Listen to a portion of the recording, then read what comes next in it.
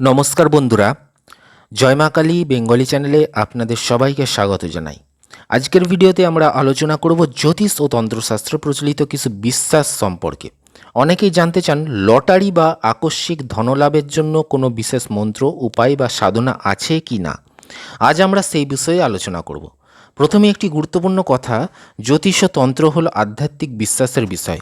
এগুলোর মাধ্যমে লটারি জেতার কোনো বৈজ্ঞানিক বা নিশ্চিত প্রমাণ নেই।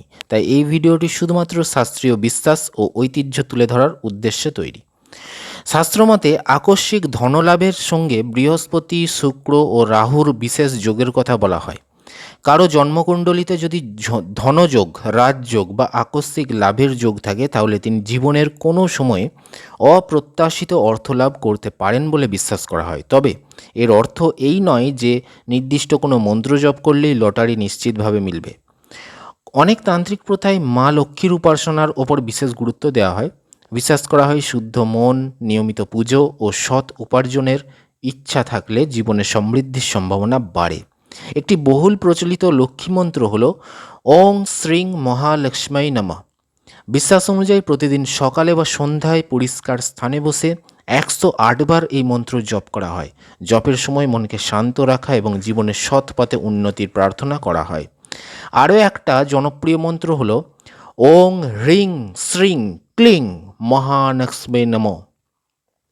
এই মন্ত্রও সমৃদ্ধির উদ্দেশ্যে অনেক ভক্ত জপ করেন। তবে মনে রাখতে হবে এটি একটি ধর্মীয় অনুশীলন। এর মাধ্যমে লটারি জেতা নিশ্চিত নয়, এমন দাবি করা ঠিক নয়। এবার তন্ত্রশাস্ত্রে বলা হয় শুক্রবার মা লক্ষ্মীর পুজো, ঘিয়ের প্রদীপ জ্বালানো এবং পরিষ্কার পরিচ্ছন্ন পরিবেশ বজায় রাখা শুভ বলে বিবেচিত হয়। অনেকেই পদ্ম ফুল, সাদা মিষ্টি বা সুগন্ধি ধূপ নিবেদন করেন। এগুলো সম্পূর্ণ ধর্মীয় আচার। অনেকে জানতে চান কোন কোন দিন লটারির টিকিট কেনা শুভ বলে মনে করা হয়। কিছু জ্যোতিষীয় মত অনুযায়ী বৃহস্পতিবার ও শুক্রবারকে শুভ ধরা হয়। তবে এটি কেবল একটা প্রচলিত বিশ্বাস, এর কোনো নিশ্চিত প্রমাণ নেই। জ্যোতিষ মতে নিজের জন্মকুণ্ডলী দেখে শুভ সংখ্যা বা শুভ দিন নির্বাচন করার পরামর্শ অনেক জ্যোতিষী দিয়ে থাকেন, কিন্তু এটিও বিশ্বাসভিত্তিক বিষয়, নিশ্চিত ফলের উপায় নয়। তন্ত্রে আরও বলা হয় লোভ, অসততা ও অন্যের ক্ষতি করার মানসিকতা নিয়ে কোনো সাধনা করলে শুভ ফল আসে না। তাই যে কোনো উপাসনার মূল ভিত্তি হওয়া উচিত সততা, সংযম ও ঈশ্বরের প্রতি ভক্তি। বন্ধুরা, মনে রাখবেন লটারি সম্পূর্ণ ভাগ্যের খেলা। তাই কখনোই নিজের সামর্থ্যের বাইরে গিয়ে অর্থ ব্যয় করবেন না।